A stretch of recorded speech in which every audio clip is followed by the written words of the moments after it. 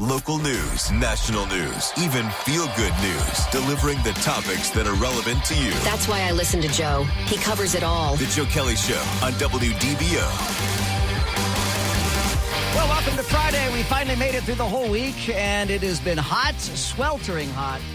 Still is hot tonight, this afternoon. We do have some scattered showers. We're keeping the WDBO Storm Center staffed up and ready for activation in the event of an outbreak of severe weather. If you'd like to join the video chat room, you're certainly welcome to do so. We'd love to have you. Just check out the WDBO Facebook page, and you'll be able to follow us along there in the on video. You can actually see the behind the scenes. You can see what Laura Lee looks like. You can see what Paul Cross looks like. You can see what me, Joe Kelley looks like. You can see the studios. You can see Paul's actually at his house. He's got a trap set behind him. He's got drums set up behind him. Laurel's in her own little studio. I'm in my own studio. We're in 3 different rooms and in 2 different buildings. So if you want to be able to see that behind the scenes, just go to the WDBO Facebook page. You can do it either on your mobile phone or your desktop. Either way, we would love to have you. Coming up next hour, we are going to have our Friday night fun and games. Would you like me, Paul, and Laurel to tell you now what the fun and games are going to be? Or would you like to wait till later? No, tell us now.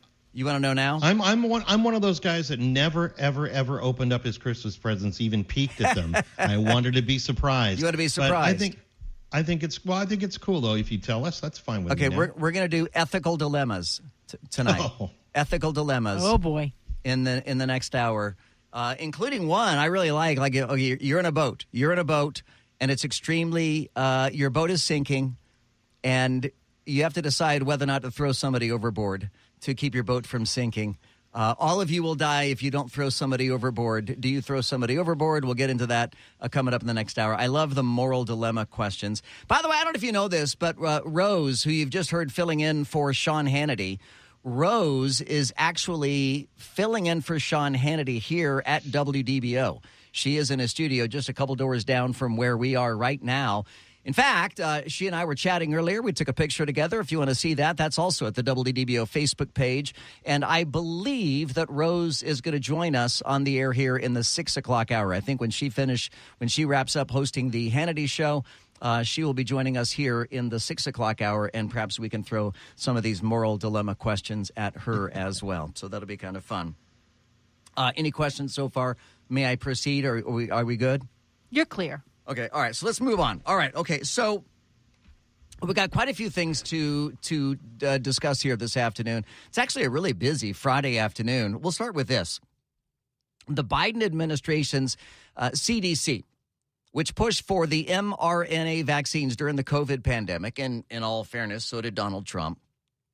Along with masking, lockdowns, endless numbers of booster shots, they have launched now a new initiative to get people vaccinated. This time, they're focusing on 3 respiratory illnesses: COVID, the flu, and RSV, to prevent what they have termed the triple-demic. Do you think Pat Riley gets compensation for calling it a triple-demic? Isn't Pat Riley the guy who coined the term, when they 3-time champions? What was that term that they used? Three-peat. Three-peat, right. So he coined the term, he copyrighted the term three-peat. And so anytime anybody uses the term three-peat, he theoretically gets paid for that. So do you think he gets paid for triple-demic? I bet he does. So they want to prevent a triple-demic. The CDC is now urging Americans 60 years of age or older. Thank goodness I don't know anybody that's 60 or older. That's old. As well as those who are immunocompromised. Well, I'm glad I don't know anybody who's immunocompromised. He's urging those to get a dose of the recently approved respiratory. Let me see if I can pronounce this word. Hang on, I got to look at it first. Syncytial virus vaccine. Let's just say it's a vaccine, in addition to updated COVID-19 vaccines and flu shots.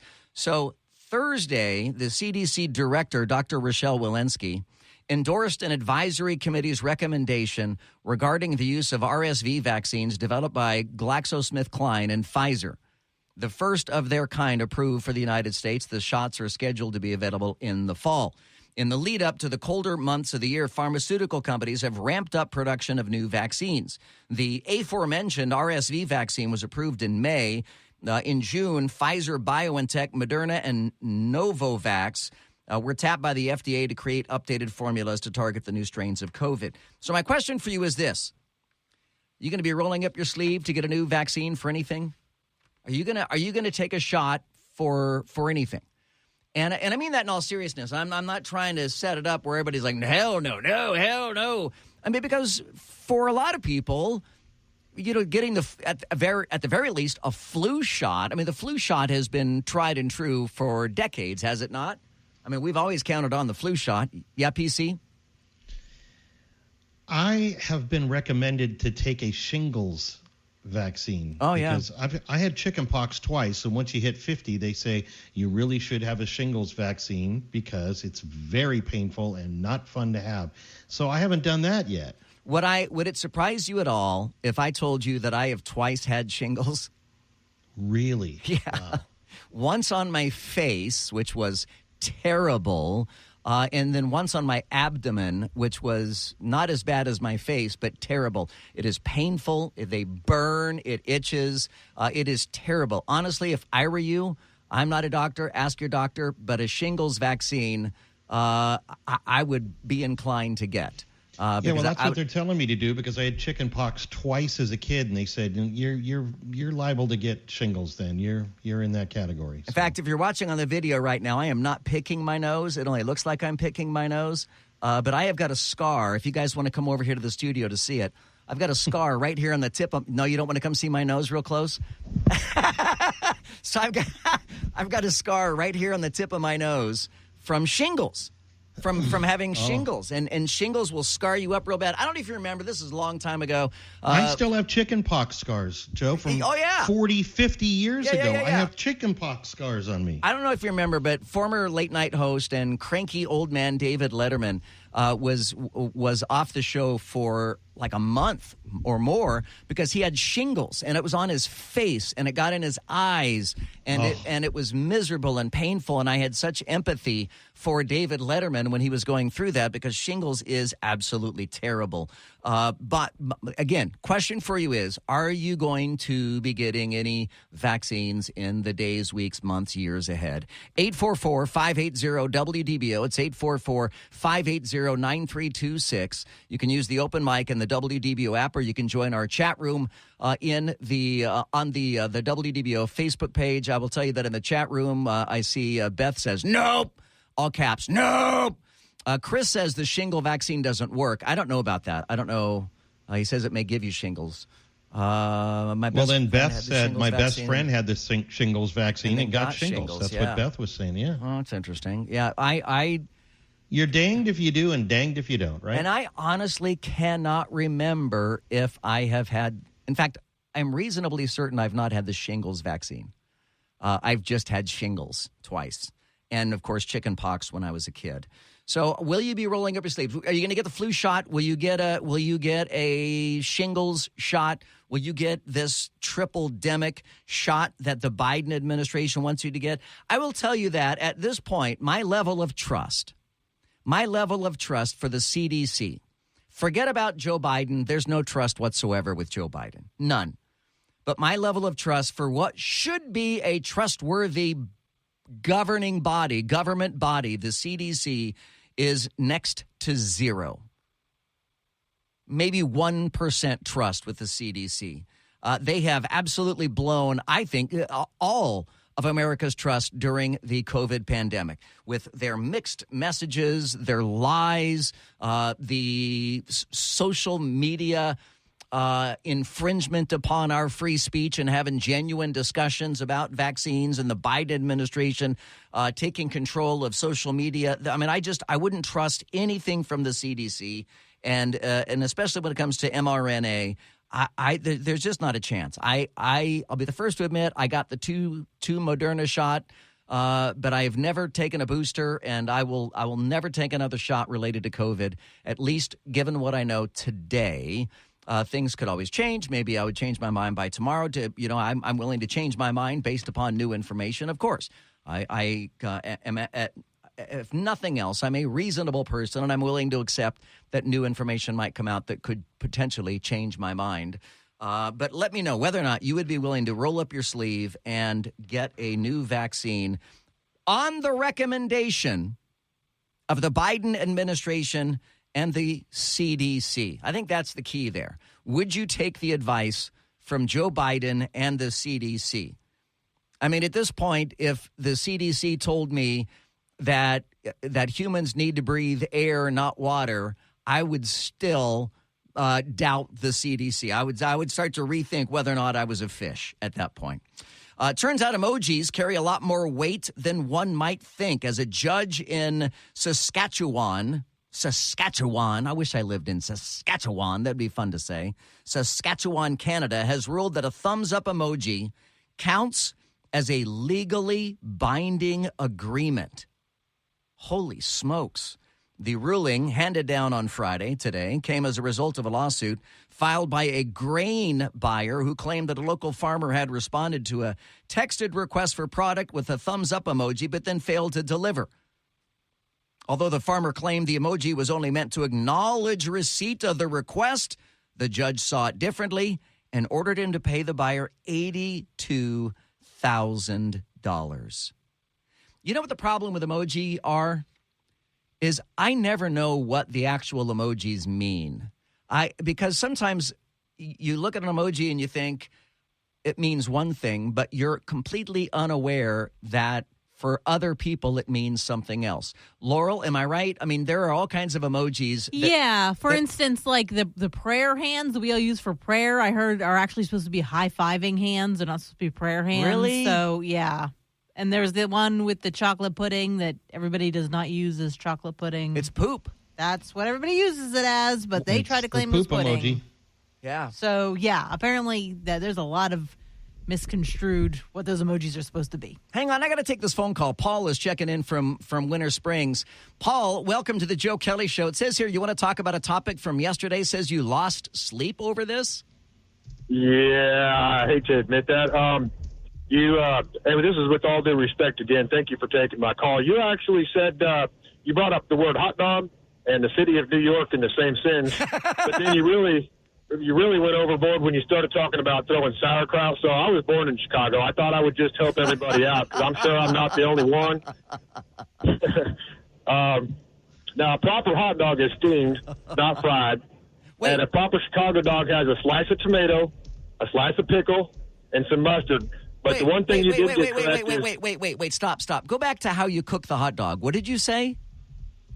Well, if it's a quote-unquote true Chicago dog, it's actually steamed or boiled. Okay, steamed or boiled, not grilled. Yes, sir. Got it. Okay, go ahead. Now, but the sauerkraut, that's where I lost my mind. That's, people in New York do weird things, but that's not right, sir. It's a pickle. And but then you did get it right about the ketchup. And there's a lot of places up in Chicago, and we don't eat Sabrett or Sabre or whatever that is. It's got to be a Vienna dog. And when you get a nice Vienna dog, you put a piece of tomato on there, and tomato. That's about it. I don't really have a whole lot more to talk about. Yes, sir, tomato, and we call that rolling it through the garden. And I'm sorry, you put all the stuff on there. And you said a pickle, not relish. Yes, sir. Slice of pickle, slice of tomato, strip of mustard on there. But no sauerkraut, no. And if you ask for ketchup, they'll actually remove you from the store. Well, that's like when you buy a Philly cheesesteak. If you go to Philadelphia and get a Philly cheesesteak, and you do, I think it was John Kerry at the time, and you ask for like provolone cheese or something like that, it's supposed to be Cheese Whiz, right, or something like that. It's liquid cheese. Oh, boy, I'll take their word on it, sir. See, that's their specialty, and, New York specializes in whatever they specialize in. But thank you so much for your time and taking my call, sir. I'm glad we got this settled, Paul. Thank you so much. I'm sorry that you lost sleep over that last night. I can understand why. My name is Joe Kelley. You can join us at 844-580-WDBO. Use the open mic in the WDBO app. Coming up, President Biden also is looking at banning gas-powered cars a lot sooner than America is ready for it. We'll have the details coming up. More of your calls and comments on the way as well. Here on the Joe Kelley Show on WDBO. This is WDBO 107.3 FM and AM 580, Orlando's news and talk.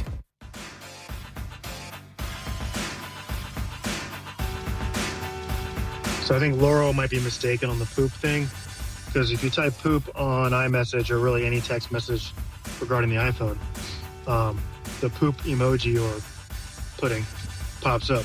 So the iPhone at least is programmed to correlate the word poop to that emoji. Anyway, fun fact. Yeah, all I heard was Laurel's wrong, and I was good. I was content just to air that. So I don't know about the rest. I guarantee you, if you type in Ron DeSantis eats pudding with 3 fingers, it'll come up Ron DeSantis eats the poop emoji with 3 fingers. Oh, no, that's terrible. No. Hey, Joe. Jeff Jack here. Oh, boy. I've lived in Australia most of my life, and I'm sure. I heard what you say about emojis being misinterpreted, but even cultural things, easy to misinterpret them. In school, a pencil eraser was called a rubber. So if you turn around here in the States and said, hey, love, can you lend me a rubber? Okay. All right. Very good. Thank you so much for that. Hey, Joe, that caller is close. I'm also from Chicago, but a Chicago dog is a Vienna beef hot dog. It is a poppy seed bun.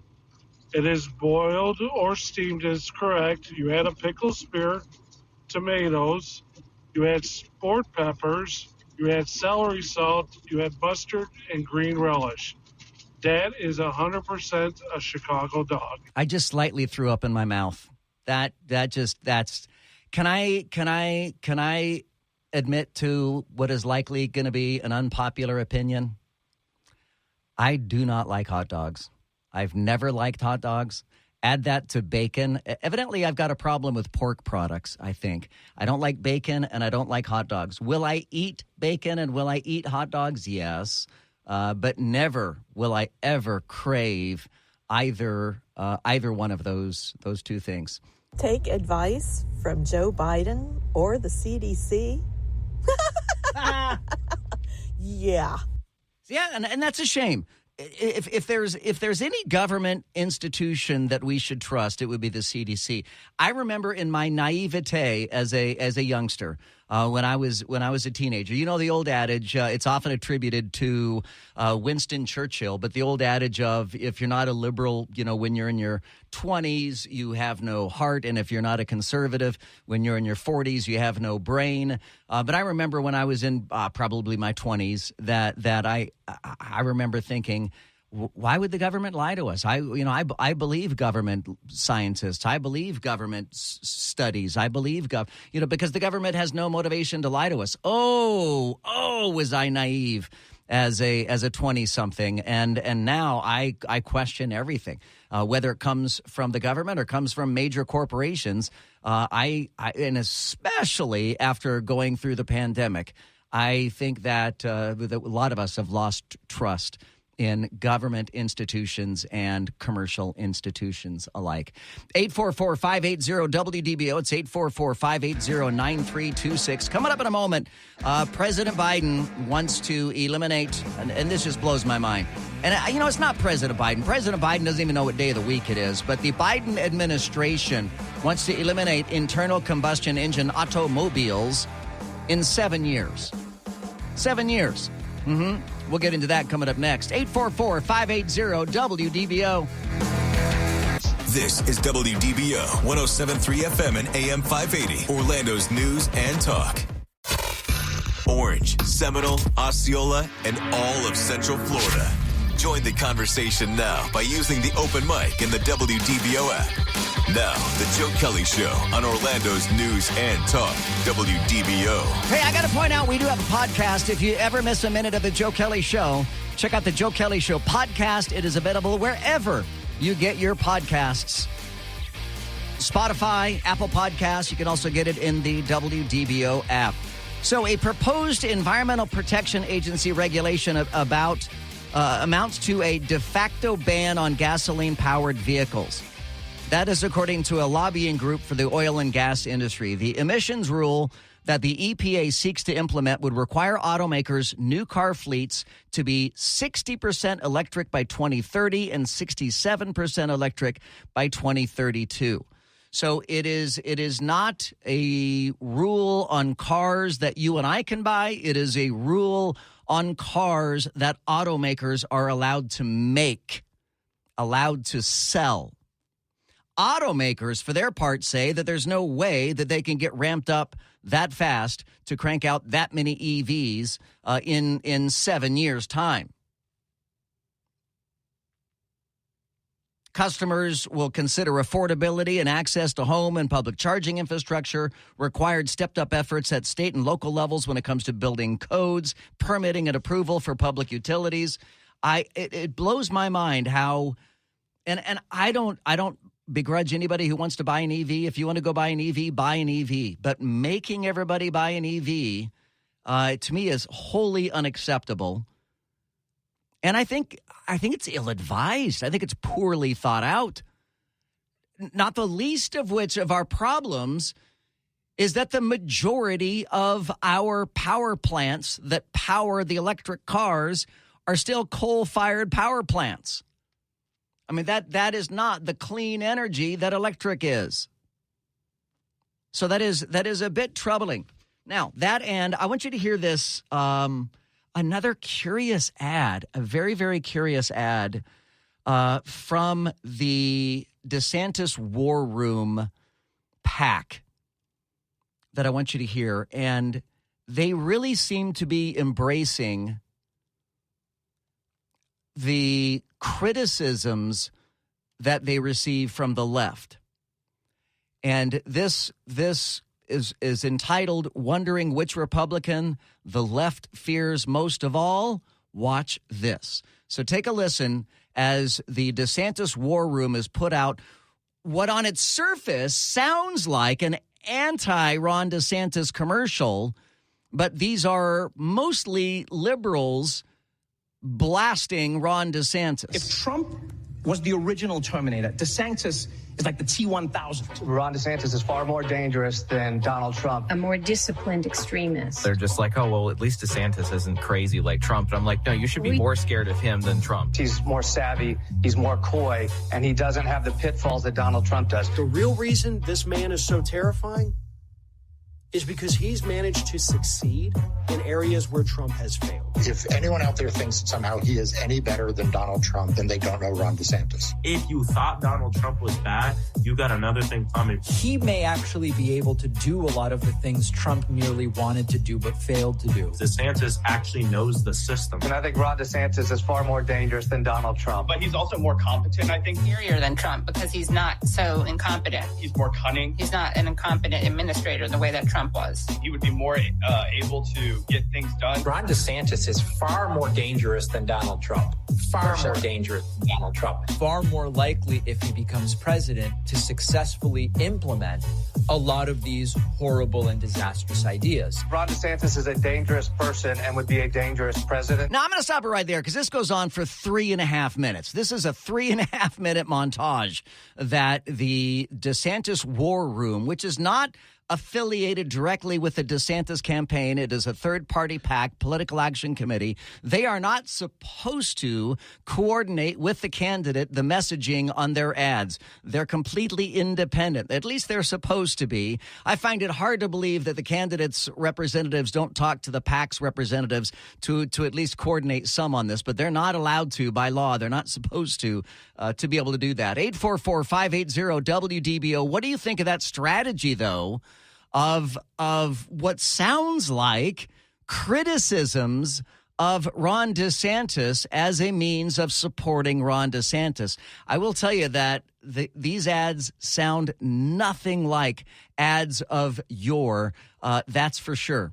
The Joe Kelley Show on WDBO. Let me check our triple team traffic now. Friday afternoon drive. We do have scattered showers. More rain is on its way. Paul Cross. And we can't hear Paul Cross.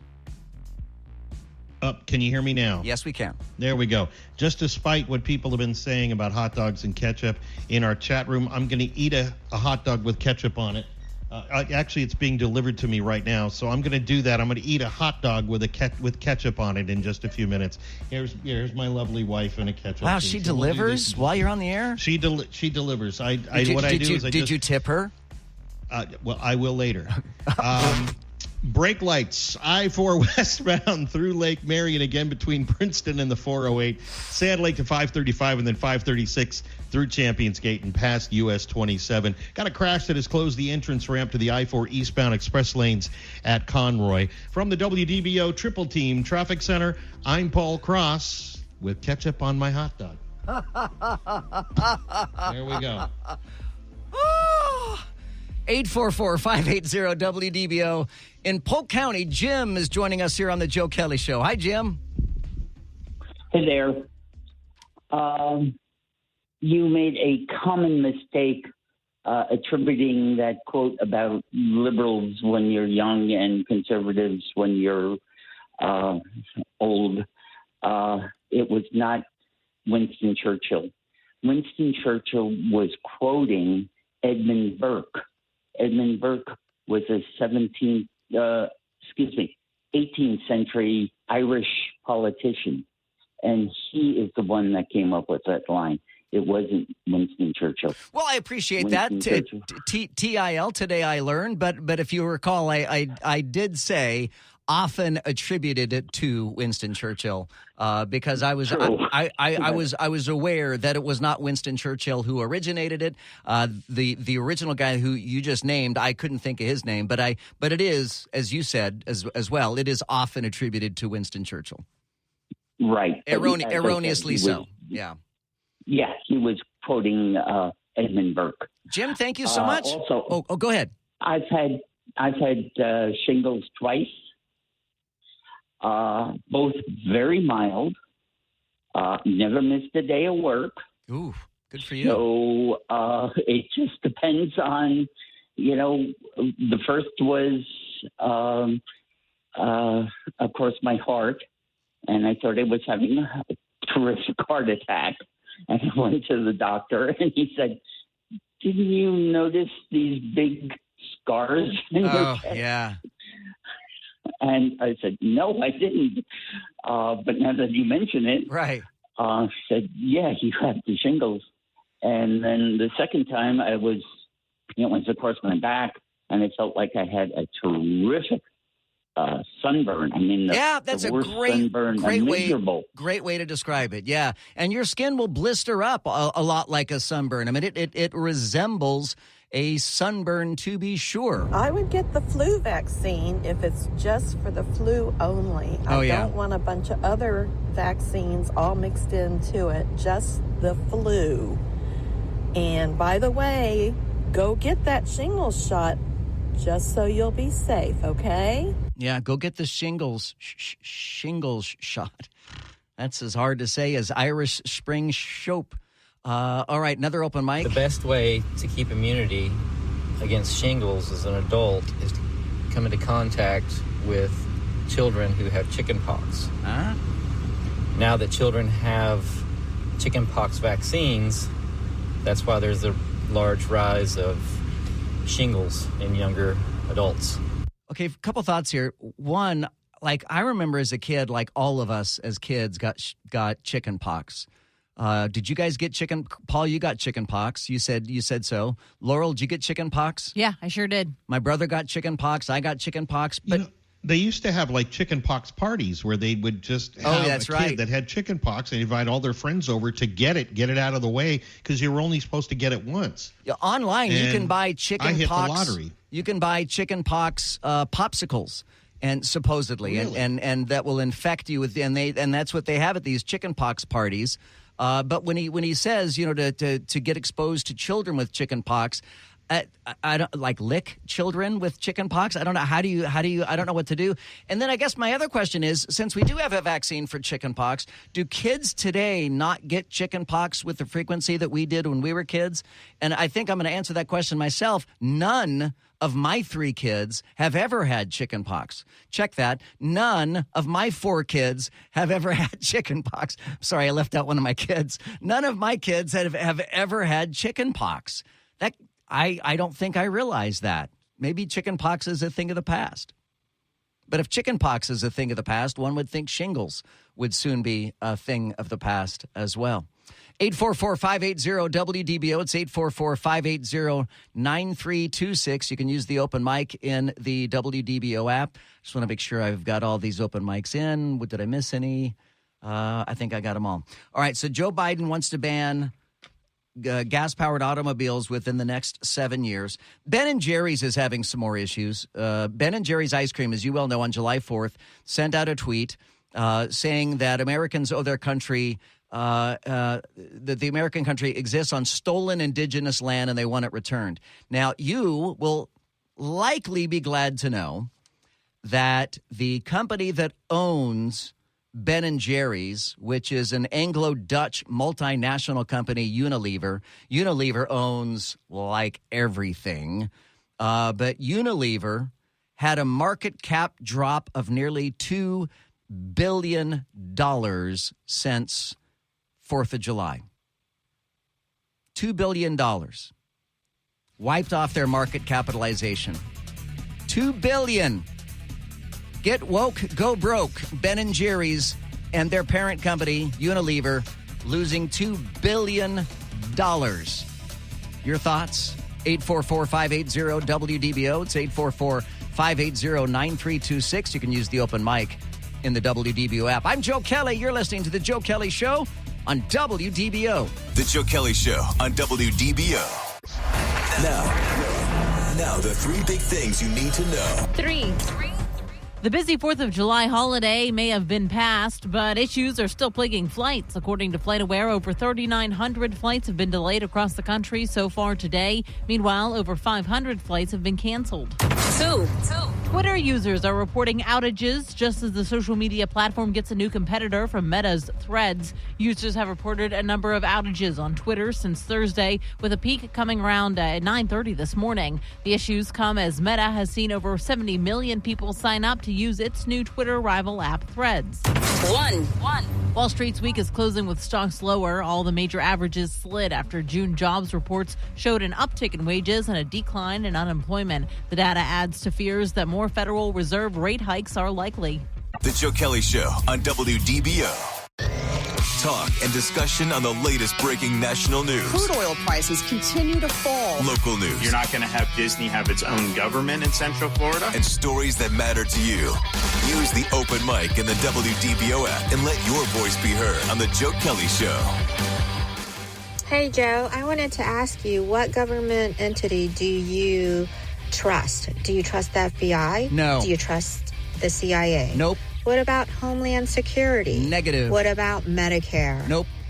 What about the IRS? Absolutely not. Do you trust any of them? None.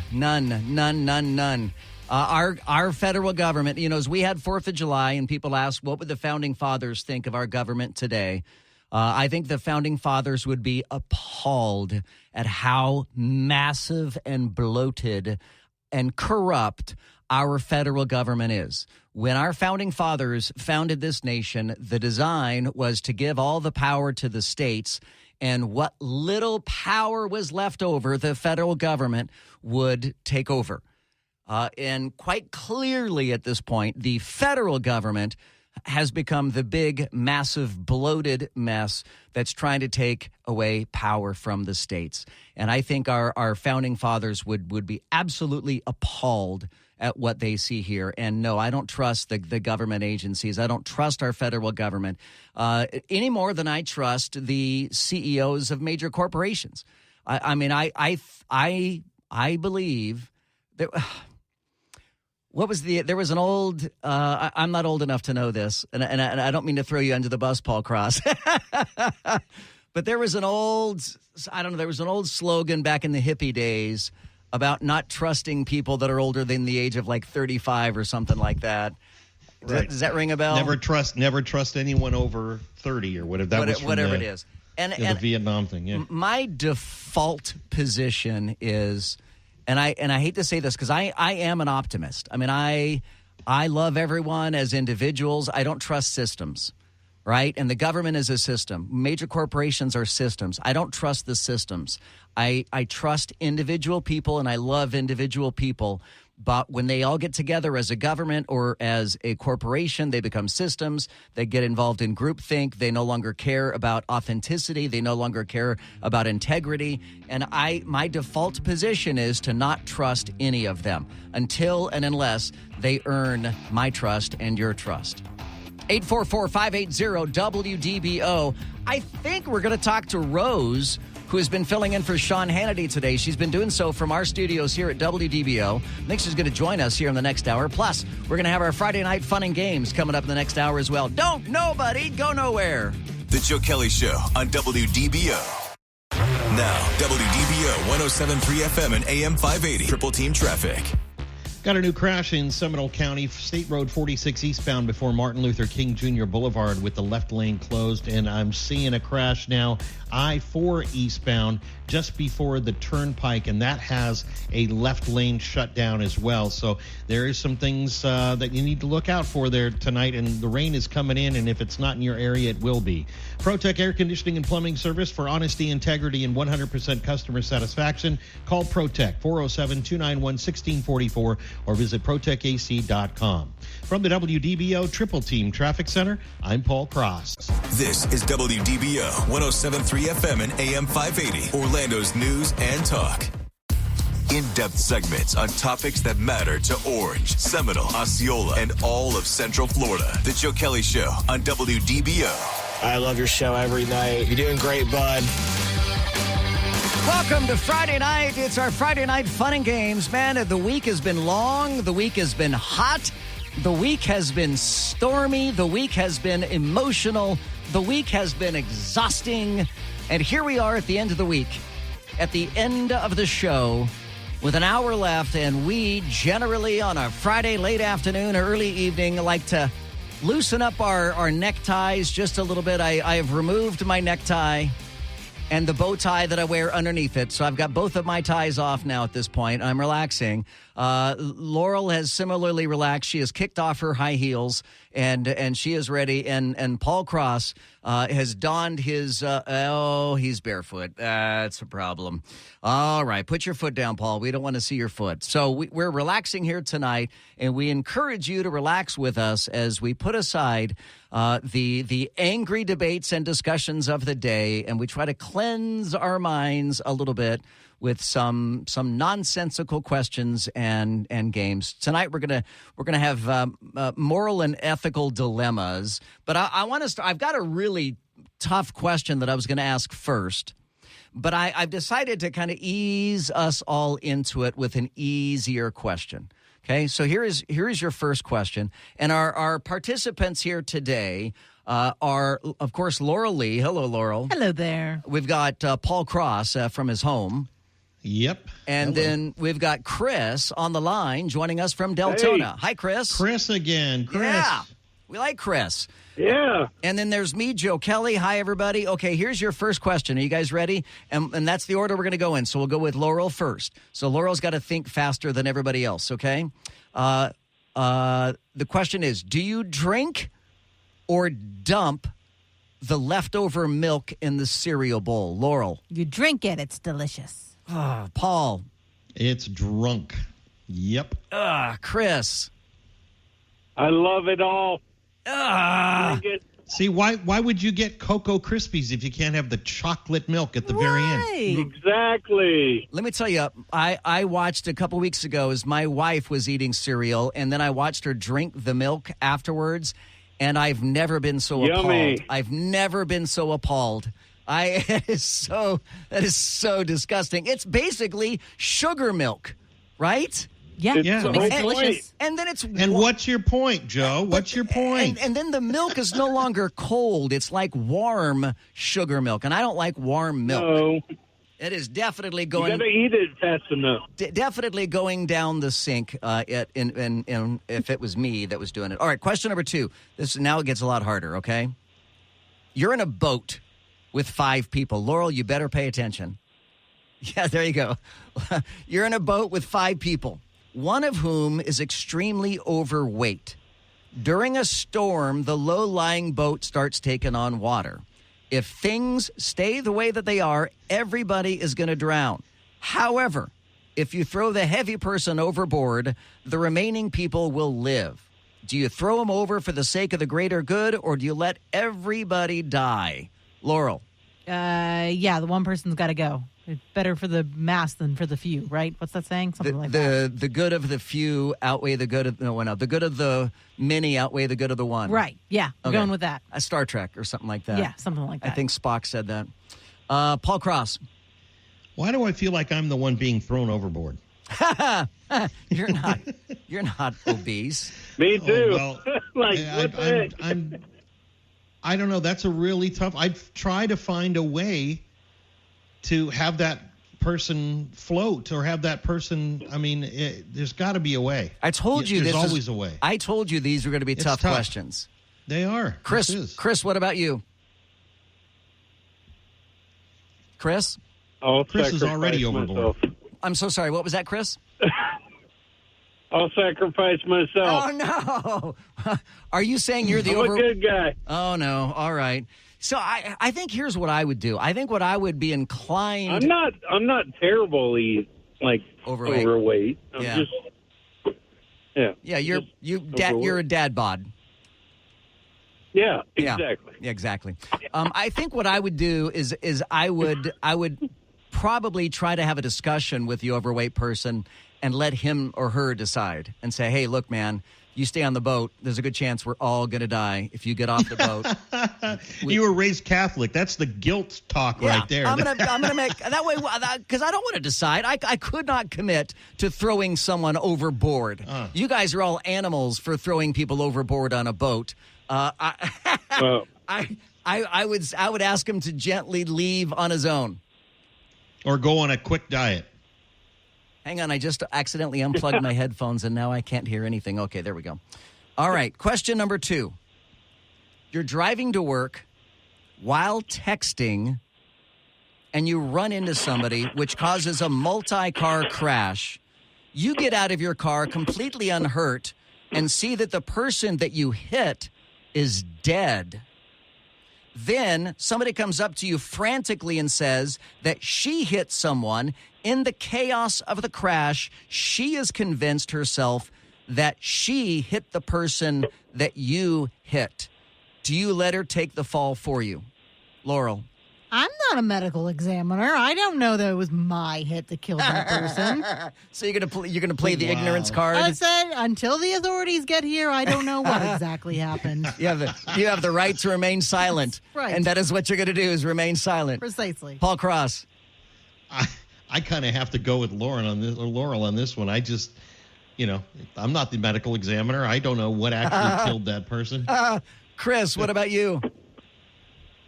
Yeah, I don't know. I don't know is not an answer. You can't. I don't know. I don't know what happened. Honestly, I don't know what happened. I honestly was gonna. I changed my answer based on Laurel's answer. I also go with Laurel's answer. Ma. All right, hang on. Your next question. You're buying groceries and the total is $8. You hand the cashier a $10 bill, and she gives you $12 in change, having thought that you gave her a $20. Do you tell her, or do you pocket the $10? Laurel. Oh, no, I'd tell her, because my guilt would just be eating me all day, and it's not worth a few dollars. No way. I'll tell her. Paul Cross. Absolutely tell her. She's the one that has to pay for that when her drawer is short. Chris, that would be you. I would tell her. Okay, I have a different answer than you guys. I absolutely I'm going to admit to something. I never, ever, ever count the change that I get from somebody, ever. I don't look at receipts. I don't count change. I would walk away from that not knowing that I got a better deal than I realized. So I'm just gonna claim ignorance here and say I did not know that I was paid too much. If Joe, I caught the mistake, I would pay it. Absolutely. Okay. Well, have you ever walked out of a store with like a case of water on the bottom of your cart and you didn't pay for it and you go, oh my gosh? Okay. Do you put it in the trunk or do you go back in? I can give you an exact example of exactly that. I many years ago, back during marriage number 1. We had gone to like a PetSmart Petco store, and we bought a 50-pound bag of dog food for our dog. And before we put the dog food in the grocery cart, we put a dog collar in the grocery cart under the 50-pound bag. When we checked out, the clerk did not pick up the 50-pound bag to see the collar. But as I was putting it in the car and I lifted up the 50-pound bag, I found the collar. And I said, oh, my gosh, I've got to go in and pay for this. We just stole this. And I got pushback about whether or not I should go back into the store and pay for it. But I did exactly that. I went into the store and I got back in line and I said, hey, I just checked out and this was under the 50-pound bag of dog food and I didn't pay for it and I would like to pay for it now. So right, and that's what you should do. That's the right thing in my mind, and that I've done that so many times. I couldn't live with it if I just kept walking off. Either. Like, who am I to do that? I couldn't either. I would really struggle with that. Okay, this is another one of these. These are hard questions tonight. All right, this one is going to blow my mind here. You and someone else are in locked rooms, unable to communicate with one another. Each of you has a button that you can press that will kill you while unlocking the door to the other room. If an hour goes by without either of you pressing the button, you'll both die. Do you press the button or wait for him to press the button? This is the Joker scenario in Batman. It is? Yeah, where each of the boats have an explosion thing, and if one of them doesn't hit it before, they all would die. That's right. Yeah. I want Batman to come save me. That's my answer. You want Batman, Paul? You know, to be honest with you, I did not hear your question. I'm dealing with a big deal right now. Okay. So is it traffic related? Repeat it.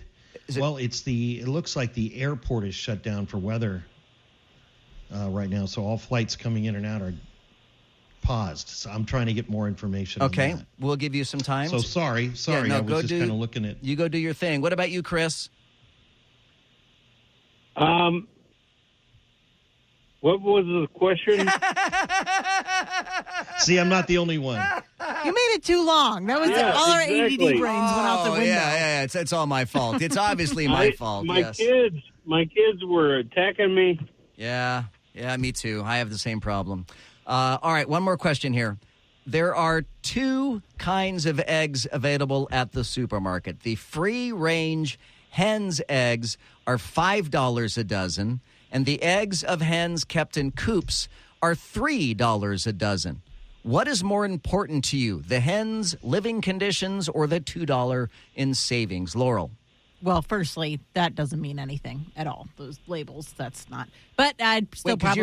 You're saying that free-range chickens aren't necessarily free-range chickens? Right, exactly. Okay. Yeah, you got to look into those labels. Either way, I'd probably still buy the free-range because it'd make me feel better. PC? Right now, I buy the cheaper ones without looking to see whether they're free-range or not anyway, so I'd probably just go with the ones that are reasonably priced. Chris, what about you? Yeah, like PC said. Yep, I'm with you guys. I would also go for the cheaper eggs in that scenario. All right, we've got some more questions for you coming up. Don't nobody go nowhere. We'll continue here on the Joe Kelley Show. You can call 844-580-WDBO. Use the open mic and the WDBO app. We've got more of these Scruples Dilemma questions for you coming up in a moment as we're making all of Orlando think about what kind of person they really are deep down inside. We are probing everybody's souls and consciousnesses. Consciousnesses? I think I added too many syllables to that word. We'll continue the Joe Kelley Show coming up straight ahead on WDBO. The Joe Kelley Show on WDBO. The Joe Kelley Show on WDBO. News, weather, traffic, all the things you want on your drive home. Plus, Joe Kelley being, well, Joe Kelley. Now, the Joe Kelley Show on Orlando's News and Talk, WDBO.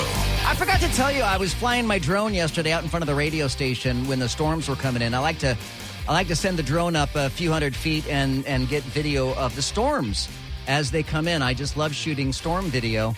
And yesterday, for the first time ever since I've been flying drones, which has been a few years at this point, I had birds that started getting attracted to my drone. It started as one blackbird, and I don't know what, it was like a crow. I don't know what they weren't grackles, but I think it was like a crow or a raven. Is a crow, a raven, are they the same thing? No. So it was some sort of blackbird that started flying around my drone. I thought, oh, this can't be good. And then as the blackbird kept going, caw, caw, caw, and then suddenly I hear multiple caw, caw, caws, and next thing you know, that bird called over all of his friends, and now there's like 20 blackbirds all flying around my drone. I'm like, yep, that's going to be the end of that drone. But fortunately, they didn't attack the drone, so I was glad I was able to safely land the drone. But it was pretty weird to see. It was like a scene out of, well, The Birds from Alfred Hitchcock. So, all right, a close friend gets a job as an assistant manager of a record store. You visit her, and she gives you 3 CDs, saying the owner's a real jerk and the inventory system is so bad that they never know what they have in stock. Even my manager takes stuff home. You can have the CDs if you want. What do you do, Laurel? I say I have nothing to play these CDs on. Okay. I guess this might be an outdated question. A little bit. Is that what it is? I didn't hear the question. I'm sorry. Yeah, we'll move on, Paul. Chris, what about you? CDs? Yes. Okay. You know Really? what? Yeah, all right. We'll skip that question. Let's move on. All right. That's lame. Sorry. Gosh, you guys, it's a tough crowd here tonight. Okay, here it is. A customer or a client asks for a product or service from you today. After telling him your price, he said he couldn't afford it. You know that you could get it cheaper from a competitor. Would you tell him about the competitor or let him go without getting what he needs? What would you do, Laurel? I'm a bleeding heart. I'd tell him about the competitor. Paul? Why wouldn't I match that competitor's price if I know what it is? Keep the business in-house. Yeah, but you're not the manager. You're just a retail clerk. Well, then it's one of those ask for forgiveness type of things later. You don't, I don't know. My point is I would argue that to keep the business in-house, I would say I gave it to him for what he can get it across the street. I've never worked in retail, and I've never worked in I've never worked in a restaurant, so I wouldn't have the slightest idea how you would even do that. So, what about you, Chris? Again, one time you just don't. You do it and ask for forgiveness later. You don't ask for permission. Chris? Yeah, I've never worked in retail either, but I would ask forgiveness. So I would let them have it. I feel quite confident that I would lean in and say, hey, I'll tell you what, I know a place where you can get it even cheaper. I would tell them. I would tell them where you can get it cheaper.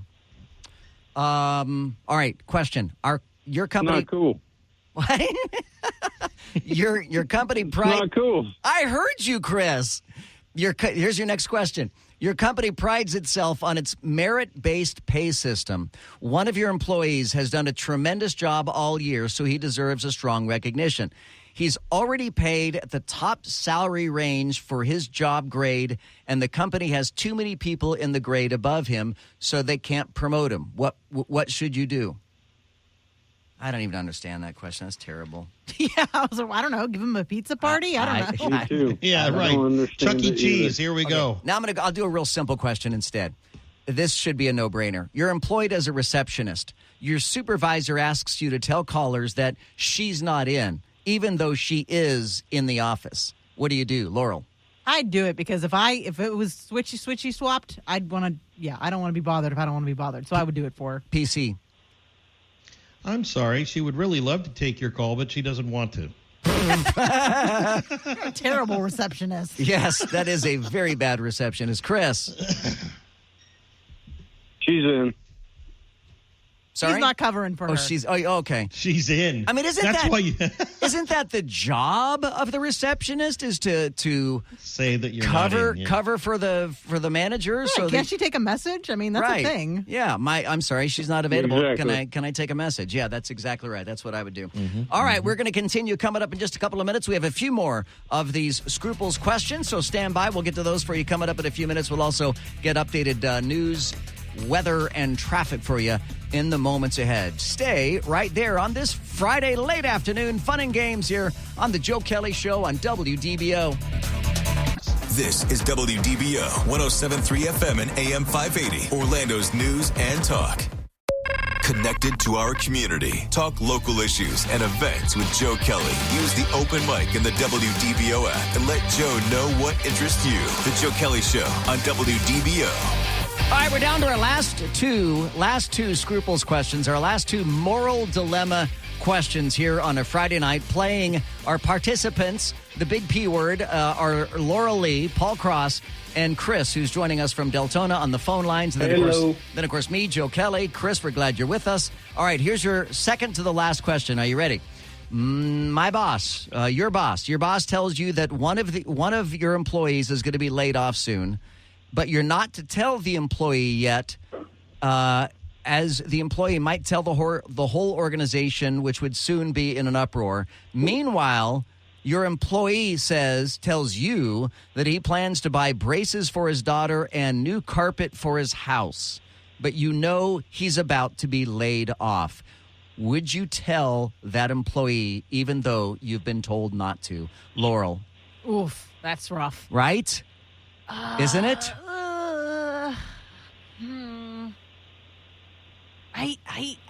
My heart tells me I would tell them. Right? Yeah, that's what my heart says. But imagine you tell them, and then that person goes right to the boss and says, "You're firing me?" Right, I know. And that's on you, and then you're fired. Yeah, and you need the job, too. Oh, I just figured that you'd just tell him, hey, you might want to rethink those braces and carpet, and then I'd leave the room. Maybe I would spin a lie. I'd be like later I'd be like, hey, I hear there's going to be like layoffs coming to the company. I don't know, it's a rumor I heard that layoffs are coming to the company. That's you know? interesting. Yeah, okay. What about you, Chris? No, I wouldn't say anything. It's not my place. You make a good argument. It is not your place. But dang, that's what if you just leave a note? Anonymously. You're about to be canned. Anonymously. Yeah. Who do you think the boss is going to blame for that anonymous letter? That is I hope we're never in that situation. All right, here is your last question. Are you ready? Let's see.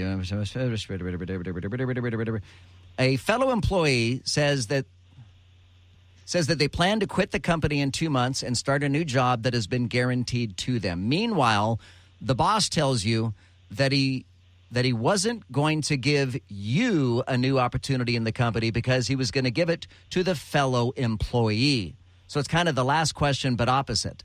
So your boss says that he's not going to give you a new opportunity because it's going to go to a fellow employee, but that fellow employee has already told you that he plans on leaving in 2 months. What do you do, Laurel? Nothing. I'll laugh when it all falls apart in front of everybody. But you could have had that job if you would have gone to the boss and said, hey, just so you know, Frank's going to leave, but I'm available. When Frank leaves, they need a replacement, right? And I'll be like, that's it. I'm here. So you just wait till Frank is canned, and then you. Yep, I don't touch anything. All right, I get that. Paul? Yeah, it's the same thing. I just wait until Frank is canned. Yep. Chris, same for you? Yeah, Frank. Sorry, guy. Yeah, I think that's probably a good call. Well, congratulations, Chris. What do we have for Chris as a prize? What do we have? Nothing. Nothing? How do we have nothing? Oh, that's right. We don't have a budget. Man. We don't have a budget for prizes. Chris, thank you so much for joining us here tonight, and thanks for being a part of our chat room on the WDBO Facebook page. Chris. You have a good weekend, okay, bud? And we'll chat. Great weekend. You too. We'll chat next week. Thank you so much. I do have a couple more things that I want to cover here before we get to the end of the show. One of which is that Donald Trump was asked at a town hall meeting about building the wall, And I'll just let the question and answer speak for itself. Question, please. Hello. President Trump, just back from Yuma, Arizona. Good. They love your wall. Yeah. One problem, it's not finished. Yeah. And the fentanyl is creeping into our country. What would you do? So I always said build a wall. They said don't build it. I had some problems, even with a couple of rhinos in the Republican Party, as you know. And I ended up saying, look, here's the story. I'm taking it from the military. And I said, because I view it as national defense. This is an invasion. And I built hundreds of miles of wall and had everything completed. When everything was completed, we noticed that people were pouring into other areas. So we were all set. The wall was bought. The wall was ready to be put up, would have been done in a period of 3 weeks. And that's when we realized these people actually believe in open borders. They refuse to put up the wall. You know that because Arizona was one of the places. But we will get that finished. Question, please. Yeah, so that was Donald Trump answering questions about the wall. You know what really gets me about that, and I always take heat when I criticize Donald Trump, but Donald Trump made it abundantly clear during the presidential campaign that he was going to build a wall and make Mexico pay for it. When he said that at the time, I thought there is no way in hell that Mexico is going to pay for a wall. And don't tell me about tariffs or anything else like that, because tariffs are not what paid for the wall. You heard Donald Trump right there say that the money to pay for the wall came from the military. Question, please. Hello. President Trump, just back from Yuma, Arizona. Good. They love your wall. Yeah. One problem, it's not finished. Yeah. And the fentanyl is creeping into our country. What would you do? So I always said build a wall. They said don't build it. I had some problems, even with a couple of rhinos in the Republican Party, as you know. And I ended up saying, look, here's the story. I'm taking it from the military. Taking it from the military. So he's taking it from the military. Mexico did not pay for the wall, and that was his absolute major campaign platform. I mean, that was the first thing that he talked about. That was the biggest thing that he talked about, was building a wall and making Mexico pay for it. If it sounds too good to be true, it probably is. Mexico did not pay for that wall. The American people paid for that wall. Now, that having been said, I don't have a problem with the American people paying for the wall. I just have a problem with lying about it, because Donald Trump knew damn good and well that there was no way Mexico was going to pay for the wall. I mean, even the Mexican president at the time dropping an F-bomb, saying that there was no effing way that Mexico was going to pay for that wall. And that is your biggest campaign platform, your biggest campaign issue, and you have lied about it, knowingly lied about it all along. I mean, that to me makes you unqualified. I find that to be wholly unacceptable, and it aggravates me that there are people who still think that Donald Trump got Mexico to pay for that wall, or are willing to gloss over the fact that Donald Trump lied about who was going to end up paying for that wall. And again, I don't mind I don't mind him taking money out of the military to pay for the wall. I agree with Donald Trump that it is an invasion. I don't care where the money comes from the federal government, and a wall is essential. I get that. But we all knew, anybody with half a brain knew, that Mexico was never, ever, ever going to pay for that wall. And Donald Trump has at least half a brain. He knew that Mexico was never going to pay for the wall, but he told that lie time and time and time again. Coming up next, some really hard questions asked from Fox's Will Cain to Florida's Governor Ron DeSantis about his likability, his lack of connection with potential voters. Really interesting question, and it really made Governor DeSantis squirm with this question. And you'll hear it coming up next on The Joe Kelley Show. The Joe Kelley Show on WDBO. Now, the three big things you need to know. 3. The Texas man who killed 23 people in an El Paso Walmart in 2019 will be spending the rest of his life in federal prison. Patrick Crucius pled guilty to dozens of federal charges. Today, the judge handed down 90 consecutive life sentences. Rudy Giuliani is being recommended for disbarment in Washington, D.C. A 3-member panel said the ex-lawyer for former President Trump claimed massive election fraud but had no evidence of it. The D.C. Court of Appeals will make the final disbarment decision. One. House Republicans are demanding to know more about the cocaine mystery at the White House. Oversight Committee Chair James Comer is requesting a briefing from the Secret Service by the end of next week. The panel also wants to review White House security procedures. The Joe Kelley Show on WDBO. Insightful. You tell the truth from your point of view. Entertaining. Man, that guy is a lot taller than he sounds on the radio. And engaging. When we hear you on the radio, it's a good thing. The Joe Kelley Show on WDBO. Man, I'm not going to lie to you. I'm a little surprised at how poorly Ron DeSantis is doing in the national polling. He's doing better in some of the state polling, but it is no secret to any Republican that Ron DeSantis is not where he needs to be right now. If he has plans to win the Republican Party nomination, he is way off where he needs to be right now. And some people are arguing that's why Casey DeSantis is now stepping up and taking a larger role. But he was on with Will Cain on Fox News. And to his credit, Will Cain asked a very thoughtful, well thought out and good question. I don't know that Governor DeSantis really answered the question. That's kind of a politician's thing, is you don't answer the question that you're actually asked. You answer the question that you wish was asked. But listen to this question from Will Cain. A question about, how is it, Ron DeSantis, you're not making a connection with potential voters? Take a listen. I do believe there is some truth in the saying that you shall be defined by your enemies. So I appreciate you bringing up those who are attacking you in your run for president. What about those, though, as well, that support you? Steve Cortez is one of the major leaders of a super PAC that supports Ron DeSantis, and he acknowledges that the numbers right now are not where they need to be. And, Governor, I want to be clear with you. You and I have met on one occasion, and I think you have done a wonderful job. What I'm trying to suss out tonight is when that job, if ever, begins to resonate in the numbers for you for president. And as I mentioned, we've met, and I liked you a lot. But there are those that say there's something about you that's not connecting for whatever reason. Not connecting with the voter, whether or not it be personality. Donald Trump says it's about loyalty. Francis Suarez says it's about your relationships.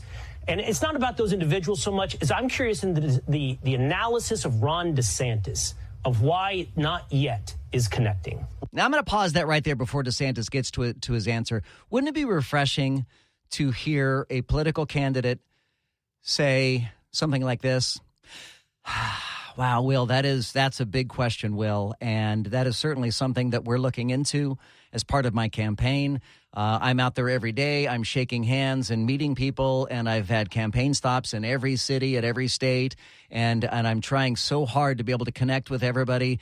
And we're trying. I just wish that politicians could just be honest and could just speak from the heart instead of giving these rehearsed answers and standard answers. But here's how Governor DeSantis addressed that. Well, I think, did you just see the news today about the record fundraising haul we've had? Nobody's been able to match that in the history of modern presidential. And I'm sorry, but I saw the video, and DeSantis looks uneasy by the question. And I'm pretty good at reading people's voices.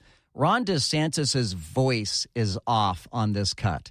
He sounds stressed in his answer. He's struggling with this answer. Politics. So we've got a huge amount of support to be able to take the case to the people. We really haven't started that yet. We're in the process of building out a great organization, and I think we're going to be on the ground in all these early states. It is a 3 yards in a cloud of dust type situation. That's what we're going to be doing. Right. But look, at the end of the day...